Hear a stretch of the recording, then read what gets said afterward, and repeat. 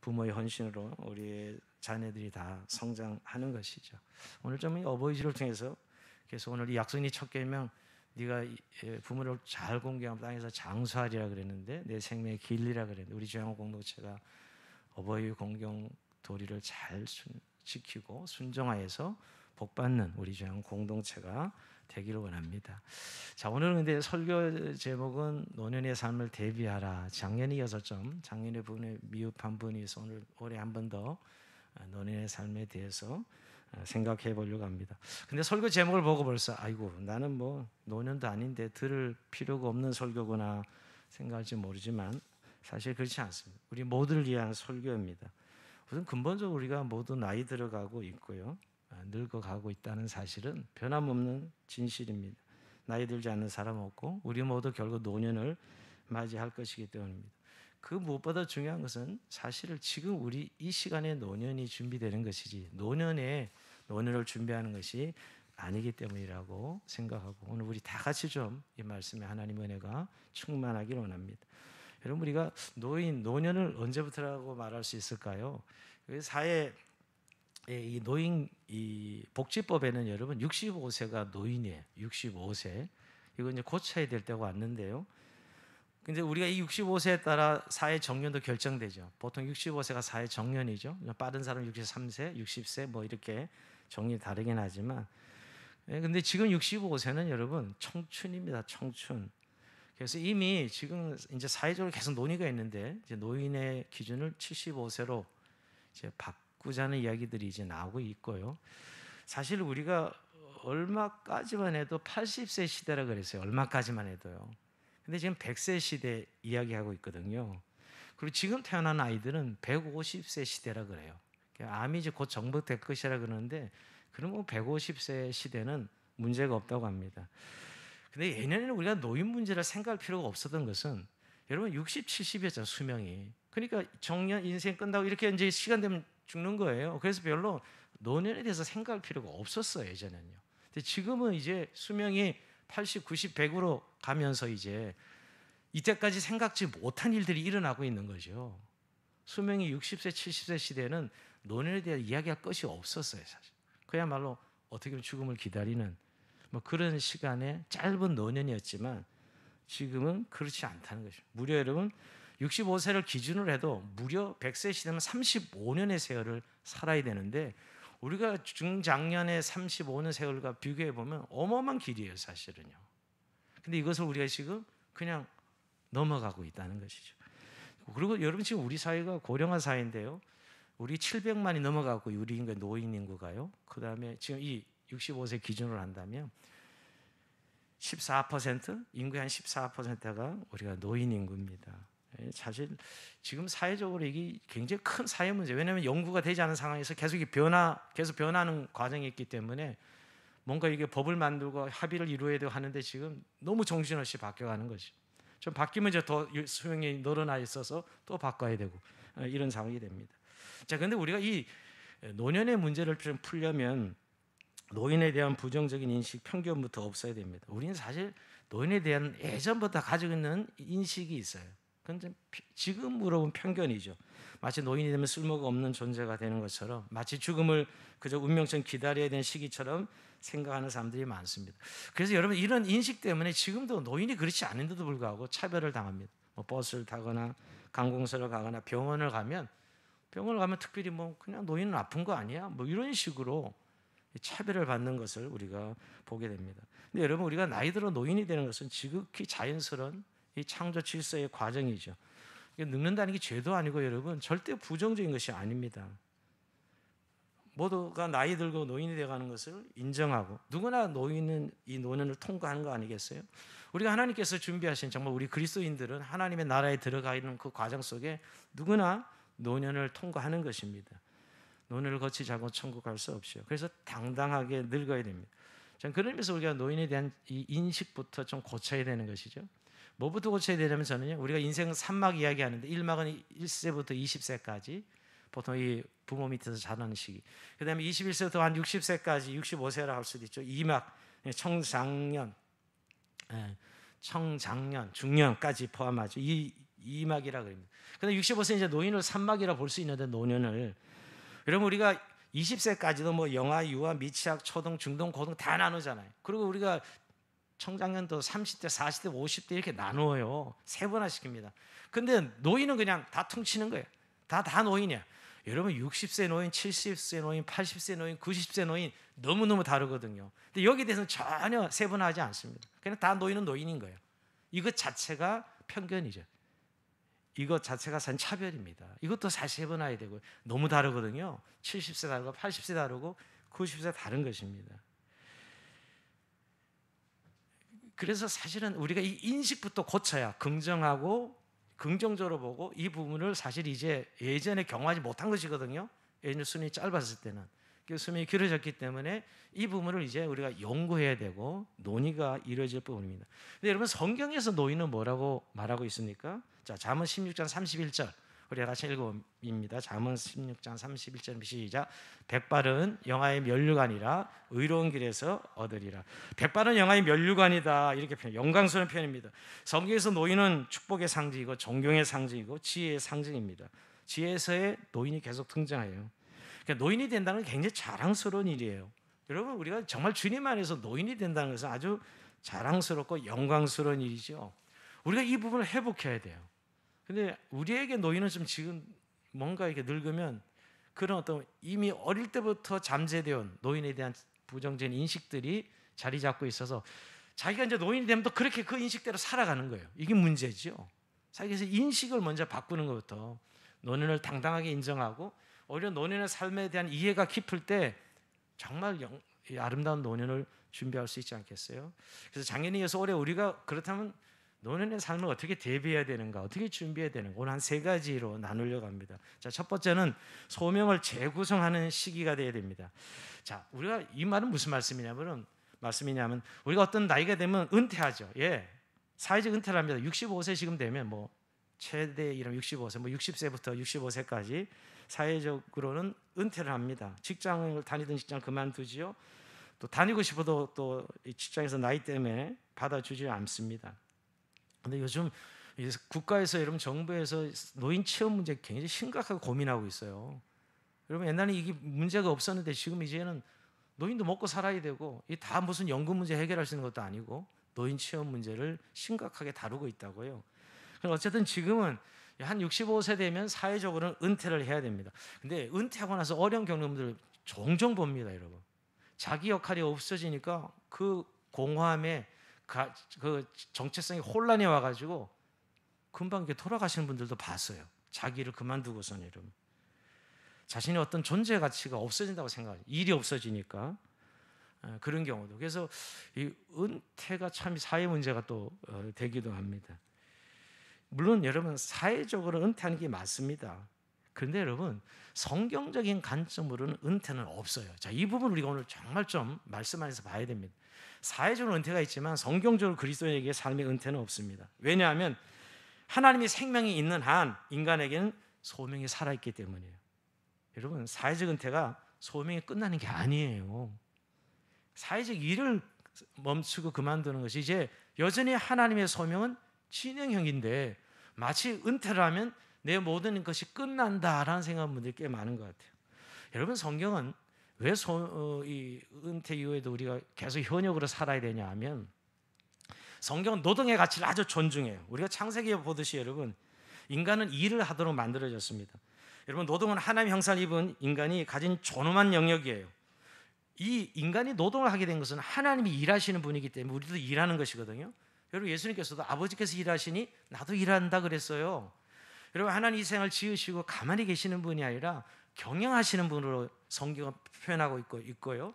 그러니까 하나님이 이 세상을 경영하게 자기 믿는 자들 이 경영에 참여시킨다고요. 그러니까 그게 소명이에요. 그게 일하시는 거죠, 여러분. 지금도 여러분 여전히 우리는 노동해야 되는 거예요. 여러분 사회적으로 은퇴했다고 해서 우리의 노동, 이 소명이 끝난 것이 아니라는 것이죠. 여전히 우리는 은퇴를 했어도 이 세상 속에서 소명을 이루어가야 돼요. 그래서 여러분이 주신 재능과 은사를 이 노동을 통해서 활용하는 것이죠.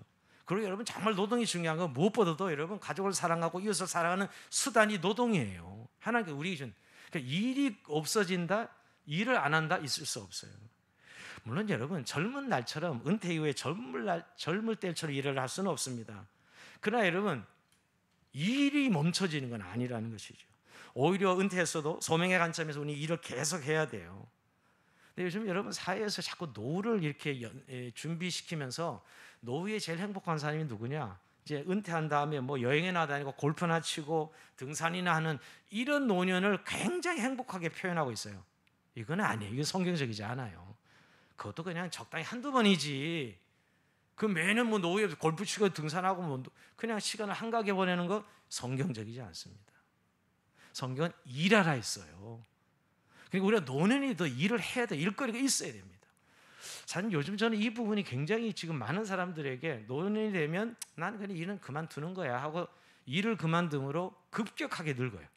급격하게 자기 정체성에 혼란이 옵니다. 여러분 우리가 일을 해야 되는 것은 여전히 소명이 계속되기 때문입니다. 여러분 우리 가족을 위해서 교회를 위해서 여전히 이웃을 위해서 자기 소명을 다하는 일거리가 있어야 돼요. 그 공동체 안에서 여러분 교회만 해도 뭐 좀 나이가 드시면 은퇴 이제 뭐 예를 은퇴 장로 은퇴 목사 되면 아무 일도 없는 것처럼 그냥 아무것도 안 해야 되는 것처럼 아니요. 어떤 교회는 은퇴제도 없애자고 해요. 사실은 무슨 그리스도 안에서 은퇴가 어디 있어요? 다 현역이지. 주님 나라 갈 때까지 일하는 거지. 단지 역할의 변화는 와야 돼요. 괜히 젊은이다 하는 일 깨차면 안 되고 이제 자기가 나게 되면 그다음에 그다음에 해야 되는데 올 수도 파는 이런 스타일의 은퇴가 있다는 거예요. 이거는 전혀 성경적이지 않습니다. 여러분 우리가 끝까지 소명을 감당한 한 인물을 든다면 갈렙 같은 예를 들어보세요. 여러분 갈렙이 그 애굽 세대로서 가나안 정탐할 때 12명 중에 1명이었잖아요. 근데 여호수아 갈렙만이 긍정적인 보고를 해서 하나님 앞에 칭찬을 받고 결국 이들은 가나안까지 갑니다. 그 모든 애굽 세대는 다 강야에서 죽는데 갈렙과 여호수아는 들어요. 그러니까 여호수아는 모세를 뒤를 이어서 지도자로, 갈렙은 2인자로 가지요. 근데 그가 그 가나안 정탐을 한 뒤에 40년이 지난 85세 때 여호수아에게 이런 이야기를 합니다. 여호수아 14장 12절에 보면 여러분 그날에 여호와께서 말씀하신 이 산지 지금 내게 주소서. 당신도 그날에 들으셨거니와 그곳에는 아낙 사람이 있고 그 성읍들은 크고 견고할지라도 여호와께서 나와 함께 하시면 내가 여호와께 말씀하신 대로 그들을 쫓아내리다.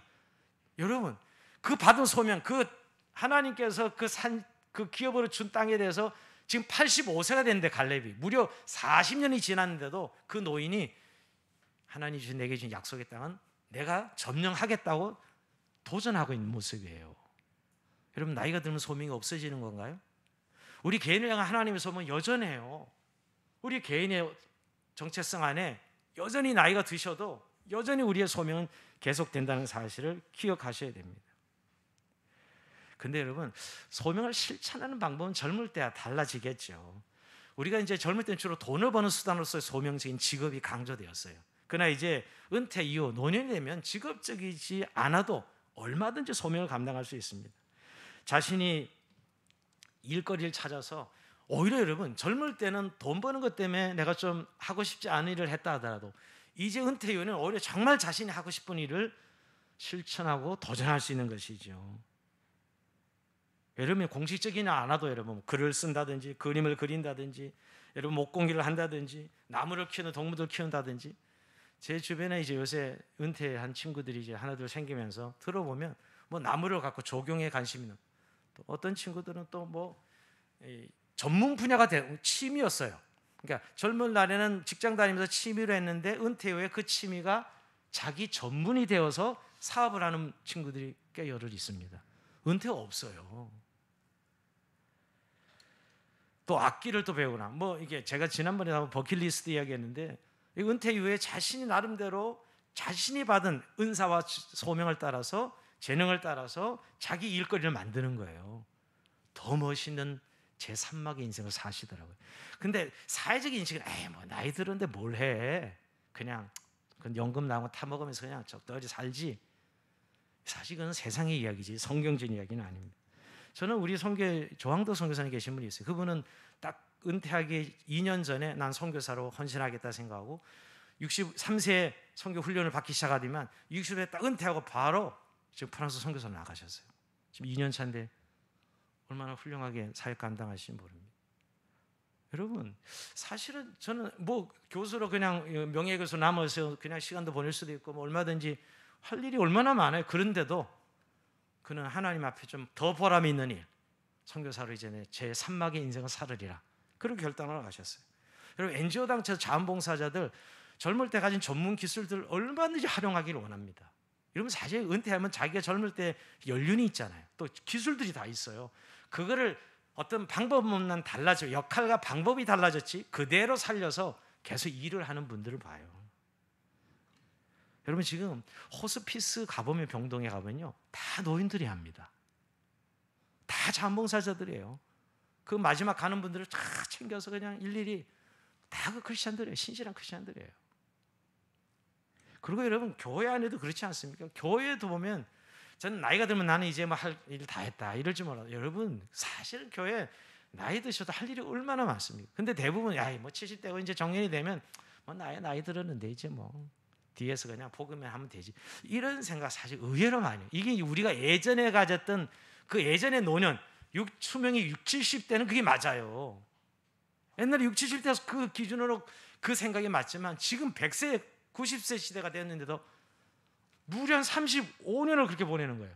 여러분, 65세인데 100세면 35년의 세를 살아야 돼요. 그런데 옛날 개념으로 노년을 생각하는 분들이 많더라 이 말이에요. 그러니까 어떻게 보면 젊은 날의 기간만큼이나 맘먹을 정도의 시간이 많습니다. 근데 이게 사실 사회적 합의가 좀 안 돼서 그렇지, 우리가 이제 이 부분을 좀 더 극명하게 연구해서 드러내야 된다고 생각합니다. 여러분, 김영석 교수 알죠? 지금 102세.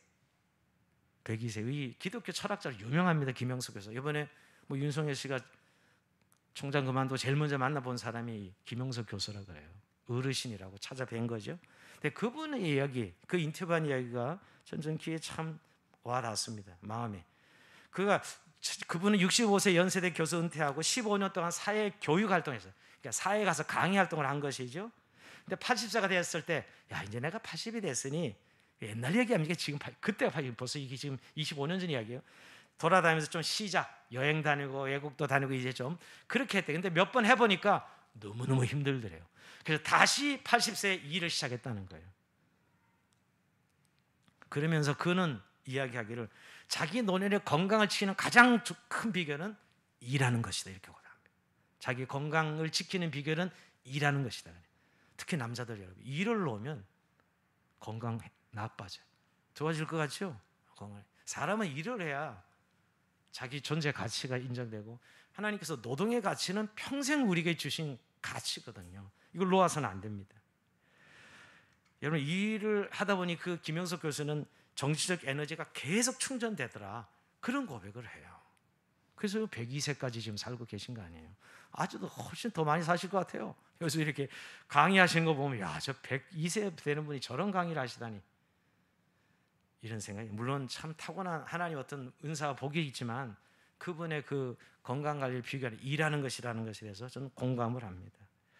여러분, 평생 자기 일거리, 그래서 노년에 자기 일거리를 준비하셔야 돼요. 여러분, 젊을 2막 때 내 직장적인 의미의 소명이 끝나면 이 제3막에 있어서 정말 하나님께서 내게 부르신 개인적 의미의 그런 소명의 일거리를 찾아서 계속 일을 하시는 것이 진정한 노년의 건강한 노년을 보내는 것이고, 또 그런 일들을 준비하는 여러분들이 되기를 바랍니다. 자, 두 번째 노년을 준비하는 중요한 부분은 배움을 통해서 뇌를 움직이라는 것입니다. 자, 여러분, 노년의 삶에서 가장 중요한 게 또 배움과 학습이에요. 자, 이런 이야기하면, 아니 노년에 대해서 무슨 학습을 하고 뭘 배워, 이제 다 끝난 것이지, 이게 우리의 생각입니다. 대부분 머리가 굳어진다고 생각하고요. 맞습니다. 설단 영상이죠. 깜빡깜빡하는 거. 저도 요새 이것 때문에 너무너무 스트레스인데요. 그렇게 깜빡해서 그 만남을 잃어버려서 화를 당하고, 가끔 나 예배를 잊어버리면 어떻게 하지, 이 생각, 정말 끔찍한 생각. 가끔 누가 어느 목사님이 수요일날 낚시에 갔다가 이렇게 낚시하는데 전화가 왔어요. 목사님 지금 수요 예배 시간인데 어디세요? 근데 낚시하고 있었어. 수요일인지 모르는 거죠. 그 정도로 깜빡하는 사람. 그리고 또 이 저기 시골에서 이 터미널에 올라오면, 그런데요, 노인들이 여기 이 전설의 고향 데려다 주세요, 그랬더니 그러면 기사가 예술의 전당 가라는 소리구나 하고 다 알아듣는데, 그냥 그런 사람이 한두 분이 아니니까. 여러분 이런 시기가 사실 노년의 시기인 건 맞습니다. 그런데 사실은 다시 이 중장년 때 여러분 재학습을 시작할 수 있는 시기라는 사실도 이야기하고 있어요.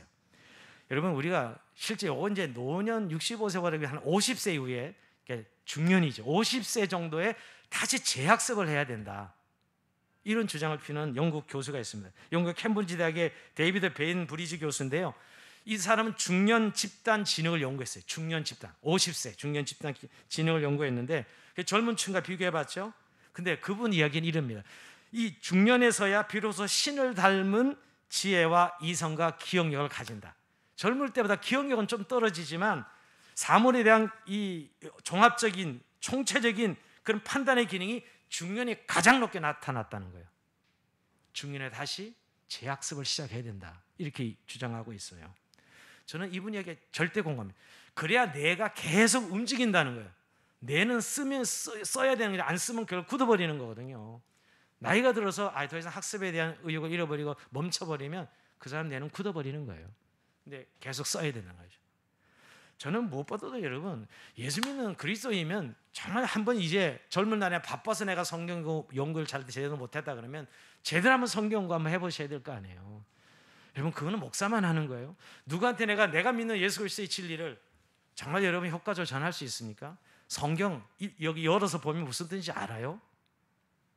정말 내가 예수를 평생 믿었는데 한번 이런 성경 연구를 제대로 한번 해봐야 되지 않겠어요? 저는 도전하고 싶어요. 50세가 넘으면 적어도 노년에 있어서 내가 성경을 통해서 하나님의 뜻을 밝히 알고 누구를 만나든지 이단과 대결하든지 누구한테라도 성경 이야기를 제대로 해줄 수 있는 사람. 여러분 사도행전 17장 11절에 보면 이런 말씀이 나옵니다. 베레아에 있는 사람들은 데살로니가에 있는 사람들과 더 너그러워서 간절한 마음으로 말씀을 받고 이것이 그런가에 날마다 성경을 상고함으로 날마다 성경을 연구했다는 거예요. 적어도 이 베레아 사람들처럼 말입니다. 저는 우리가 젊었을 때 바빠서 자녀들 키우느라고 시간이 없었다고 해도 이 얼마나 좋은 시간이에요. 공부할 수 있는. 근데 또 하나 재학습에 있어서 이 자격증을 통해서 배우며 호기심을 가진 것도 아주 좋습니다. 제 친구 중 하나는 지금 자격증 벌써 7개 땄어요. 퇴직하고 나서. 60세에 퇴직했죠. 그 친구. 근데 벌써 자격증 7개 땄어. 근데 그거 사용하려고 따는 게 아니에요. 자격증 공부 따면 그 성취감이 어마어마한 거예요.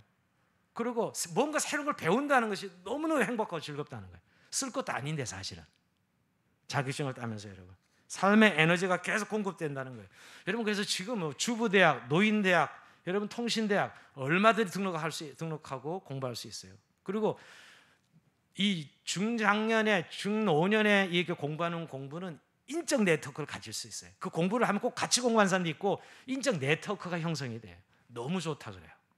사실 어떤 분은 공부하는 것보다 이 네트워킹을 통해서 자기가 보다 더 그 삶이 풍요로워진다는 고백을 하는 사람을 많이 들었습니다. 예, 여러분 그래서 우리가 지금은 얼마든지 자기가 뭔가 젊을 때는 오히려 시간이 없어서 못했다 하면 지금 해볼 수 있는 것이 많거든요. 예, 지금 또 유명한 대학이 하나 있는 거 아시죠? 유튜브 대학. 엄청 유명합니다. 자기 전문분야 하나 치면 뭐 모든 게 싹 다 나와요. 여러분 공부하셔야 돼요. 그래서 뇌를 계속 활성화시켜야 돼요. 근데 뇌를 활성화시키는 제일 독서라 그럽니다. 늘 사람들이 독서라고 이야기하죠. 독서야말로 뇌를 활성화시키는데 아주 중요한 요소다 이렇게 이야기합니다.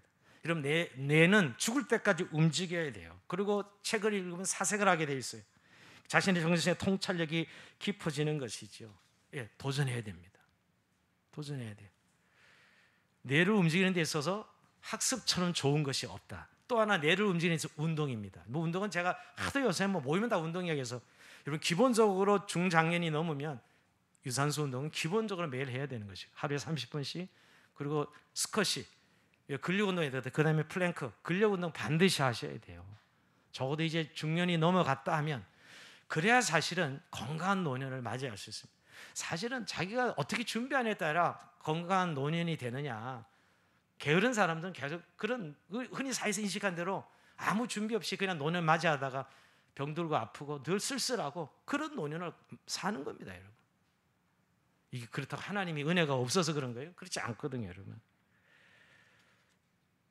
그래서 디모데전서 4장 8절에 보면 육체의 연단은 약간의 유익이다. 바울도 경건의 연습이 너무너무 중요하지만 육체의 연단, 육체의 연습이 중요하다는 사실을 말씀하고 있습니다. 여러분, 결국 학습과 이 운동을 통해서 계속 우리의 뇌를 움직이는 것, 이게 또 노년을 준비하는 데 아주 중요한 두 번째 요소입니다. 자, 마지막 세 번째로 영혼을 준비하라는 것입니다. 노인에게서 노년도 제일 중요한 영적 삶, 이건 젊을 때도 마찬가지지만 노년의 날에도 그리스도의 영적 삶은 너무나 중요합니다. 여러분, 제일 노인에게 나타나는 어려운 고독입니다. 사랑하는 사람이 한둘 떠나가고 친구들도 떠나가고 뭐 자녀들도 때로는 아내와 남편도 떠나가고 그때 남는 외로움 뿐이죠. 근데 그렇다고 이 고독을 씹으면서 눈물 짓고 가슴 아파할 일이 아니라는 것이에요.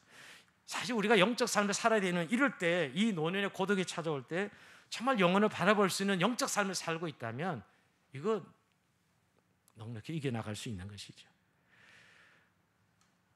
많은 분들이 좀 사랑하는 사람을 잃어버리고 그때 충격으로 그 우울감에, 우울증에 시달리는 분들 꽤 봅니다. 우리 사이에 너무 많습니다. 지금 저도 그런 케이스로 지난 시간들 참 어려운 시간을 보냈는데요.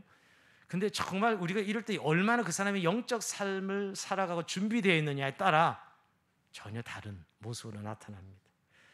여러분, 우리가 잊지 말아야 될 것은 젊은 날에 함께 하신 하나님은 우리의 노년의 삶에도 함께 하시는 분이라는 거예요. 죽음의 강을 건널 때도 우리 주님이 함께 하십니다. 자, 이사야 46장 3절 한번 올려볼까요? 이건 한번 읽어봅시다. 시작. 야곱의 집이요 이스라엘 집에 남은 모든 자여 내게 들을지어다. 배에서 태어남으로부터 내게 안겼고 태에서 남으로부터 내게 업힌 너희여, 너희가 노년에 이르기까지 내가 너희를 품은 것이라. 내가 지었은즉 내가 업을 것이요 내가 품고 구하여 내리로다. 여러분, 우리 하나님은 태에서부터 우리를 키워서 마지막 노년에 이르기까지 우리를 품을 것이라 그랬어요. 여러분, 부모도 나이 되면 결국 떨어지잖아요. 부모도. 근데 우리 하나님은 참된 부모예요. 정말 참된 부모, 우리 하나님이시죠. 태에서부터 우리 노년에까지 우리를 품고 끝까지 가시겠다 말씀하고 있습니다. 여러분, 우리가 노년이 되면 더 소망이 깊어지는 이유가 이 때문이죠. 여러분, 에녹도 300년 동안 주님과 동행하다가 죽음을 맛보지 않고 하늘 올라갔다고 성경이 이야기합니다. 저는 노년에 정말 여러분 그 멋있는 영적 삶을 사는 부부 이야기 아시죠? 그 예수님 누가 보면 2장에 보면 시몬과 안나 같은 사람들, 여러분 그들이 80세 이상 다 넘은 노인들이었지만 예수님 할례 받을 때 8일 때 할례 받을 때 예수님을 목격합니다. 근데 성경은 그들을 표현할 때 여러분 그들이 금식하며 늘 성전에서 기도하며 메시아를 기다렸던 사람들이 그 메시아를 보는 영광을 누립니다. 얼마나 멋있는 노년일까요, 여러분? 여러분, 많은 노년이 있었을 거예요, 그 당시에. 근데 오늘 시몬과 안나 같은 사람 노년을 보게 되죠. 영적 삶을 살았기 때문에 이 예수님을 만나는 것이 가능했다는 것이에요. 그러면서 우리가 정말 영적 삶을 통해서 영혼을 준비하는 시간이 바로 노년의 시간이다. 그리고 노년에 항상 생각할 것은 뭐 젊을 때도 생각이 되지만 죽음은 먼 이야기 아닙니다. 사실 우리 그리스도인의 죽음은 우리의 구원이 완성되는 것입니다. 절대 죽음이 부정적이잖아요. 여러분, 우리 아직 예수 믿으면서 혹시 나 죽으면 어떻게 그런 생각 가지고 있습니까? 그렇다면 다시 한번 복음을 드셔야 돼요. 우리야말로 사촌은 세월 빨리 가는 건 너무너무 좋아하는 사람입니다. 여러분, 결국은 이 세상 짧은 인생, 이 나그네 인생길 항해하다가 결국 저 항구에서 주님 오라 할 때 만나는 게 내 삶인데, 어떤 분은 몇 년 사는 게 너무 중요하다고 생각하는데 아니요. 좀 사실 일찍 가고 늦게 가고 시차밖에 없어요. 좀 일찍 보낸 거고 아내를, 뭐 남편을 좀 뭐 더 일찍 보내고 뭐 이런 차이지. 결국 다 주님 앞에 우리가 도달하는. 그러고 보면 여러분, 우리의 구원이 완성된 죽음에 대한 우리의 인식은 어떤가요? 정말 죽음 준비를 제대로 했는가 하는 것이죠. 저는 노년을 가장 잘 준비한 한 사람을 좀 든다면 저는 야곱이라고 생각합니다. 야곱의 말로 정말 이런 노년을 나도 맞이. 파란만장한 인생 살았어요. 참 험악한 세상 살았습니다, 야곱이. 근데 말년엔 성자예요. 여러분, 말년의 야곱은 성자입니다. 젊은 날에 개망나니처럼 정말 파란만장 험악한 세월을 살았지만 뭘 보냐면 창세기 47장 이후에, 우리가 창세기 강의 때 여러분 잘 들으셨습니다. 그가 12아들을 축복하는데 그 축복의 깊이가 그저 잘 되라는 이야기가 아니에요. 완전 선지자예요. 제사장이에요. 그의 인생의 깊이와 그의 인생의 통찰력을 봐요. 그 자녀들 축복하는 부분, 그야말로 믿음의 유산을 넘겨주는 거죠. 그 축복하는 것을 통해 자기의 믿음의 유산을 자리에 넘겨주는 거예요. 여러분, 우리가 적어도 이런 노년이 돼야 되지 않습니까? 그리고 그는 여러분 마지막 이제 건강이 어려워져서 이제 마지막 하나님 앞에 마지막 침상에서 하나님을 경배했다 이럽니다. 창세기 47장 31절 한번 같이 읽어볼까요? 시작. 야곱이 또 이르되 내게 맹세하라 하매 그가 맹세하니 이스라엘이 침상머리에서 하나님께 경배하니라. 마지막 이제 움직이지도 못해 침상머리에서 지팡이를 의지해서 경배했다라고 성경은 표현하고 있습니다. 마지막까지 예배자로 삽니다. 하나님 앞에 가는 순간까지. 세약했을 때도 결국 침상머리에서 하나님을 예배합니다. 결국 그의 인생의 영광스러운 결산이죠. 여러분, 이 노년이 가능했던 것은 그가 그런 노년을 준비한 것입니다. 하나님을 그렇게 바라보고 산 것이죠. 저는 그러면서 우리 성도님들이 어느 정도 이제 65세 정도 이상 되면 적절할 때 유언장을 하나 만드십시오. 자기 죽음을 정말 실제적으로 준비하시라는 거예요. 즉 마지막에 사람이 죽을 때 존엄을 지켜야 되는데 죽을 때 존엄을 못 지킵니다. 자녀들에 의해서 자녀들의 생활 수준에 따라서 모든 게 결정이 돼. 보면 자녀들이 바쁘면 어쩔 수 없어. 자녀들이 재정이 안 되면 그 병원 가지도 못해. 자녀들에 의해서 결국 죽음이 결정되더라고요. 그러지 말고 자신이 결정할 수 있도록 자신이 준비하라는 거예요. 자신이 정한 병원. 어떤 분 하나 지난번에 유튜브를 통해서 제가 한번 본 어떤 분은 이미 미리 일찌감치 유산 다 정리해서 나주고 나고 자기 거 정확하게 분배해서 이미 정리하고 유언장도 써놓고 어떻게 장례식을 치르라는 것까지 다 유언에 남기고 마지막에 이제 병원을 선택할 때 대부분 자녀들의 경제적 상황에 따라 병원을 선택하게 된다는 거예요. 아니 내가 마지막 갈 때 내 병원 내가 선택해놓고 이 병원에 이 정도 돈 자기가 준비해놓고 선택하고 자기가 험한 걸 마지막 죽을 때 보이는 모습들을 보이지 않고 1인실로 1인실 보통 못 있잖아요. 근데 1인실로 딱 설정해서 1인실에서 거기서 이제 자녀들이 마지막 이 셀카로 유언을 자녀들이 한 사람 한 사람 유언을 남기는 거예요. 자기 죽음 아이들이 이 영상을 보라고. 근데 그 유언 중에 하나 좀 재밌는 것은 야, 한 달에 손주 보고 한 달에 한 번씩 하늘을 쳐다봐라. 할아버지가 그 하늘에 있단다. 이게 그 사람 유언이었어요. 이 셀카로 찍으면서 마지막 한 주간 삶을. 그리고 이제 자기 아버지에게 돌아가셨다고 하는데 예, 여러분 우리가 참 죽음을 존엄을 지키는 게 참 중요하거든요. 근데 사실은 노인들이 돌아가실 때 보면 잘 이걸 지키지 못해요. 이걸 자녀들에게 떠맡기지 마시고 본인이 준비할 수 있기를 바라요. 그러나 사실은 유언은 그래서 건강할 때 오히려 정말 좋은 생각이 있을 때 미리 담아놓는 것이 중요하다는 생각이 듭니다. 자, 오늘 말씀을 마치면서 여러분, 자, 정말 우리가 노년을 잘 준비하려면 뭐가 중요하냐면 우리가 지금 준비해야 된다는 거예요. 저는 오늘 본문 사도 바울의 이 말씀, 이게 유언장이잖아요. 근데 이 유언장에 이렇게 바울의 삶을 표현할 수 있는 것은 바울이 그동안 그렇게 살았다는 의미예요. 노년을 이렇게 준비한 삶을 살았다는 거죠, 여러분. 자, 올려줘 보실래요? 자, 전제와 같이 내가 벌써 부어지고 나의 떠날 시간이 가까웠다. 난 선한 싸움을 싸우고 나의 달려갈 길을 마치고 믿음을 지켰으니. 오늘 세 가지 동사가 나와요. 선한 싸움을 싸우고 달려갈 길을 마치고 믿음을 지켰다. 와, 정말 저는 이 본문을 보면서 늘 소망하는 저의 유언장이에요. 제 삶이 말년에 이런 고백을 할 수 있는 삶이기를 늘 기도하고 있습니다. 정말 영원한 삶을 완전히 준비한 것이죠. 근데 여러분, 바울이 이 말년에 갑자기 이렇게 준비된 거냐고? 그렇지 않다는 거예요. 지금이에요. 제가 오늘 설교가 노년을 위한 설교이지만 결국 우리 젊었을 때 정말 믿음을 지켜 선한 싸움을 싸우고 달려갈 마치는 것은 젊은 날이 하는 거, 지금 하는 것이에요. 근데 대부분 사람 늙음이 갑자기 찾아오죠. 갑자기 늙습니다, 여러분. 이미 그때는 늦은 거예요. 지금이죠, 지금 노년을 대비하는 것입니다. 자, 또 한 가지 우리에게 중요한 것은 우리가 정말 노년을 준비하려면 지금 우리에게 준 부모님, 살아계신 부모님, 우리 어르신들을 공경하고 섬기는 것입니다. 여러분, 이거 정말 중요해요. 오늘 우리가 정말 멋있는 노년이 되려면 지금 우리가 젊을 때 우리에게 준 부모님과 어르신들을 공경하고 섬겨야 됩니다. 자, 레위기 19장 33절에 보면 이렇게 말씀, 너는 센 머리 앞에 일어서고 노인의 얼굴을 공경하며 내 하나님을 경외하라. 나 여호와의 말이니라. 여러분, 성경은 오늘 우리 부모들이 훌륭해서가 아니라 또 잘나서가 아니라 오늘 어른이기 때문에 부모이기 때문에 당연히 존경받아 마땅하다고 이야기합니다. 왜 이런 말씀을 하냐면 잘 생각해 보세요, 여러분. 아브라함의 모습이 곧 이삭의 모습이에요. 이삭의 모습은 야곱의 모습이고 야곱이 곧 요셉이에요. 그리고 우리가 지금 뭐 조언하시나 우리 부모님이 내가 좀 이따 그 모습 아닙니까, 여러분? 좀 있을 내가 우리 부모님 모습이 내 모습이라고요. 그래서 성경 우리에게 그 모델을 준 부모님을 공경하라, 존경하라 이렇게 말씀하고 있는 것이죠. 그러면서 오늘 우리가 어버이 주일을 맞이해서 우리가 정말 좀 노년을 준비한다는 의미가 내가 부모를 제대로 공경하는 것.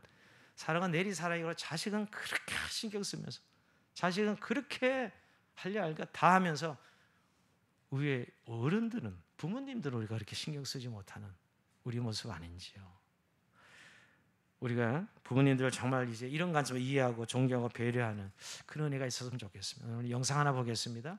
영상 속에서 우리가 한번 오늘 무엇을 말씀하고 있는지 한번 몰카로 제작한 것인데요.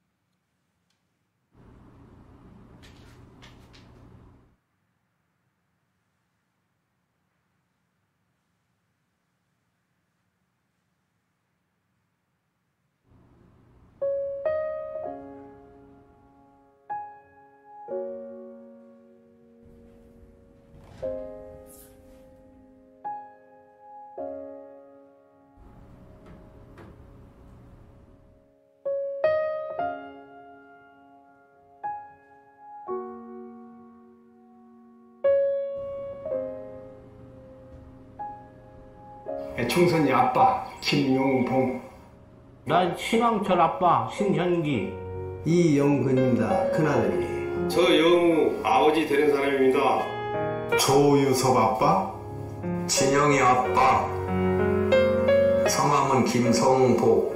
생각나지요. 그 아들, 딸만 낳다가 아들 가졌는데 요번에도 딸이 못해갈까 했는데 네 엄마, 아빠, 동생한테 신경 써주고 고맙고. 부모로서 이렇게 뭔가를 충분하게 해줘야 되는데 그런 것도 못 해주고 그래서 참 마음이 아픕니다.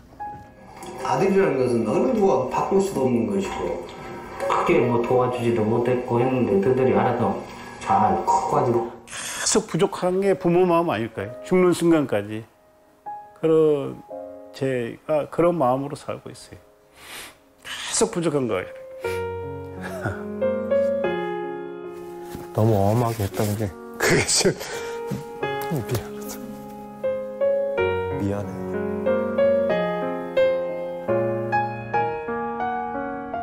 항상 내가 부족하고 항상 미안해요. 걔한테는.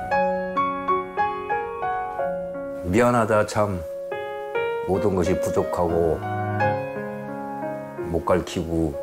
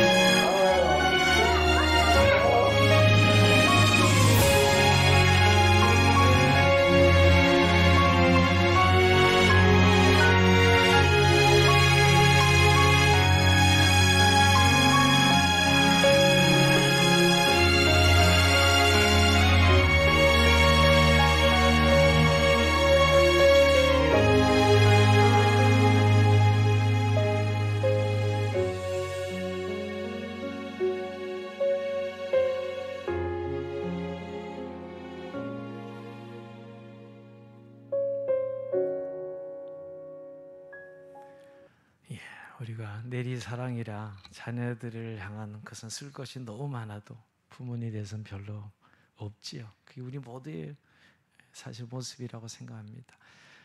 그래서 좀 이날만이라도 우리 어르신들 좀 기억하고 부모님들 기억하고 우리가 축복하고 좀 관심을 더 가지고 잘 들어주고 또 존경하면 좋겠습니다. 그래서 오늘 우리 어버이날을 맞이해서 우리 이렇게 65세 이상 어르신들 좀 그런 시간을 가질. 여기 사진이 뭐 일반 뭐 어르신들인데 사실 우리 부모님들 지금 다 떠올리실 것이고 또 우리 교회 어르신들, 우리 이육상 집사님 또 차인범 권사님, 나오실래요? 이미욱 집사님 안 오셨나요? 나오시죠. 우리 나실제 괴로운 이 찬송 부르시고 우리 서로 좀 합심해서 이분들 나오세요. 축복하고 기도하고 또 선물 증정하는 시간 가지겠습니다. 우리 1절만 나실제 괴로움 다 잊으시고 나오세요. 앞에 이쪽에 쓰실래요? 우리의 자랑스러운 어버이들이십니다. 여기 쓰세요. 좀 이따 선물은 마지막에 드리시고요.